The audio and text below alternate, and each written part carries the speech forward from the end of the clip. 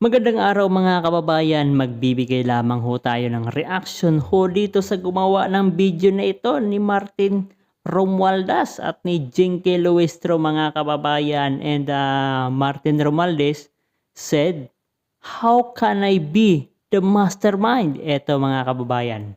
How can I be the mastermind? It is because of our dear speaker. Ayun mga kababayan.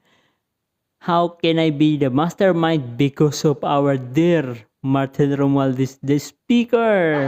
Ngayon, booking na mga kababayan. Ito pa. How can I be the mastermind? Kaya may AX dahil ni speaker. Booking na mga kababayan. Ang galing ng gumawa ho ng video na ito mga kababayan. Huling-huli ang kiliti ng publiko sa video na ito dahil ito ay nagpapatunay dahil kay speaker. How can I be the mastermind? Kaya may akap dahil ni speaker. Ayun mga kababayan, dahil kay speaker kaya may akap. How can I be the mastermind? Ano kaya ang susunod dito mga kababayan? Kaya may tupad dahil ni speaker. Ayun, kaya naman may tupad dahil kay speaker. Ay, maswerte yung mga nagtutupad ngayon mga kababayan kasi saglitan lamang ho sila maglinis sa kalsada with picture, palit ng damit, tumpukan, wala pang 1 kilometro ang kanila, ilang metro yung kanilang winalisan, tapos ang trabaho, may sweldo na sa isang araw. How can I be the mastermind? Kaya may mga barangay road dahil ni speaker. Ayun, kaya pala may mga barangay roads mga kababayan dahil kay speaker. Paano naman yung mga barangay, ibang mga barangay na walang kalsada? Ibig sabihin pala, hindi dahil yun kay speaker. Di ba? Yung may mga kalsada pala nationwide, ay dahil ba yun kay speaker? Nako, kay speaker pala eh. How can I be the mastermind? Kaya may patubig dahil ni speaker. Anong patubig yan mga kababayan? How can I be the mastermind?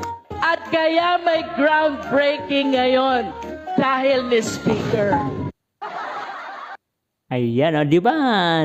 Lumabas na ho mga kababayan. Si speaker talaga ang mastermind. Pero hindi siya totally mastermind. Meron pa sa kanyang the great mastermind. I am supposedly the mastermind of this corruption scheme.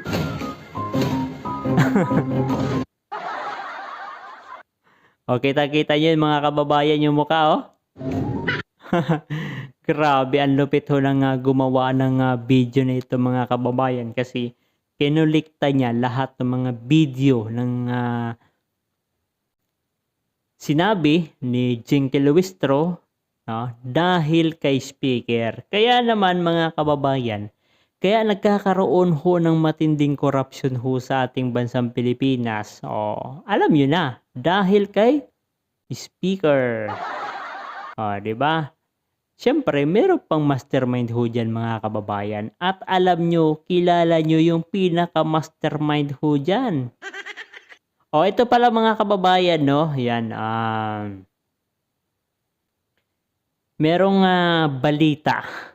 Sino bang nag-ano ng balita nito? Si Attorney Baligod yata? Or si Mike Defensor? Na kinasuhan pala ng plunder itong si Martin Romualdez, mga kababayan, ng ombudsman. At ginamit yung affidavit, itong mga impormasyon ni Saldico, hindi ni Saldico, ni Gutesa, at itong mga 18 sundalo. Ginamit yung mga impormasyon para mapaila ng kaso itong si Martin Romualdez. Ngayon, ginamit pala nila mga kababayan yung impormasyon laban dito kay Romualdez, itong impormasyon o mga affidavit ng mga 18 Marines. Bakit ayaw ho nilang imbestigahan? bakit ayaw ho nilang ipatawag yung 16 Marines and 2 Army? O yan, 18 sundalo. Ayaw nilang ipatawag sa Senate Blue Ribbon Committee o kaya magkaroon ho ng hearing dyan sa bahagi ng Kongreso. Bakit ayaw ho nilang gawin yan? Di ba ginamit na pala yung mga affidavit, yung mga impormasyon, mga kababayan, di umano, no, ay ginamit yung impormasyon ng 18 sundalo.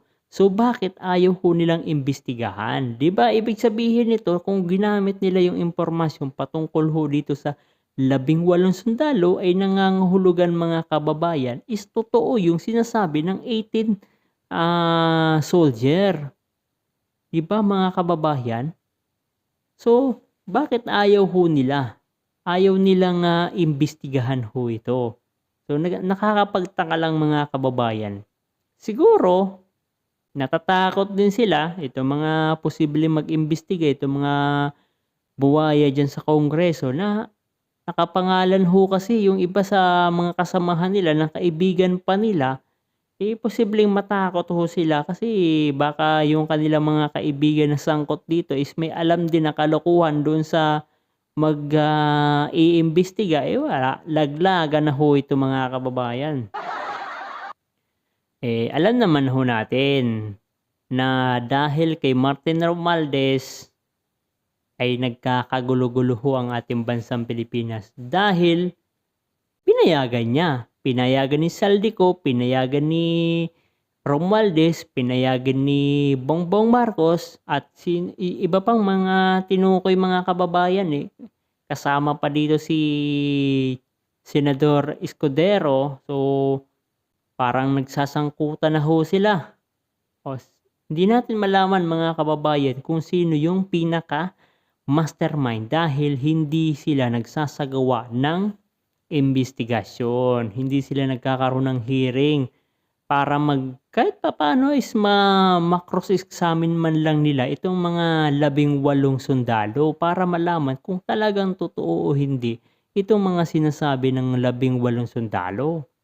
O di ba napaghahalataan ho itong mga buwaya o lalong-lalo na dyan sa Senado, yung namamahala ng Senate Blue Ribbon Committee, na hanggang ngayon wala na hong investigasyon mga kababayan, walay na talaga. Diyan na lamang sa Congress nagkakaroon ng investigasyon patungkol lamang sa impeachment ni Bibi Sara Duterte. Double time na ho sila mga kababayan. Nang sa gayon ay hindi ho talaga makatakbo si Vice President Inday Sara Duterte sa 2028. Ang hindi nila alam, meron pang 2 Duterte na posibleng tumakbo. Si Basti, si Pulong. Yon yung plan B at plan C. Kung matanggal man nila, magtagumpay sila kay BP Sara, panigurado mga kababayan, panalo pa rin ang isang Duterte dyan. At uupo bilang presidente ng Pilipinas kasi nandyan si Vice President Inday Sara Duterte. Habang yung isa nandito sa lugar mangampanya, yung isa nandoon naman sa kabilang lugar. Simultaneously mga kababayan. Mangangampanya, panalo yan at talagang gusto ko sanang mangyari is puntahan yung Luzon, no? Para malaman ho talaga kung mas marami ba ang solid North o baka lahat ho nakasuporta na kay BP Sara Duterte. Ito mga kababayan, mas maganda pakinggan ulit natin ng dahil kay Speaker.